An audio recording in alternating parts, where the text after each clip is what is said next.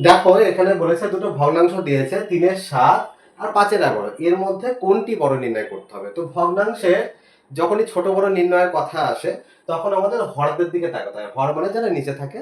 এখানে 7 আছে, 11 আছে। আমাদের প্রথম কাজ হবে এই 7 আর 11-র লসাগু নির্ণয় করা। এরা যেহেতু পরস্পর মৌলিক, এদের লসাগু কিন্তু গুণফল হয়ে যাবে এদের। তাহলে লসাগু কত হবে তোমরা সহজেই বার করতে পারবে। 7 গুণ 11 সমান সমান 77 হয়ে গেল লসাগু। এইবার পরের যে কাজ আছে, আমরা এখানে 3-7 লিখে ফেলবো। 3-7 লিখে ফেলবো। 77 হয়েছিল লসাগু, 77 দিয়ে গুণ করে দাও। তাহলে 7 আর 77 কাটলে কত হচ্ছে? 7 11 77। এখানে হয়ে গেল 33। পরের ভগ্নাংশ কত আছে? 5-11। ঠিক আগের মতো আমরা 77 লসাগু সেটা দিয়ে গুণ করব। 11 আর 77 কাটলে হয়ে যাচ্ছে 7। তাহলে 5-7 35। এইখান থেকেই আমরা দেখে বলে দিতে পারবো কে ছোট কে বড়।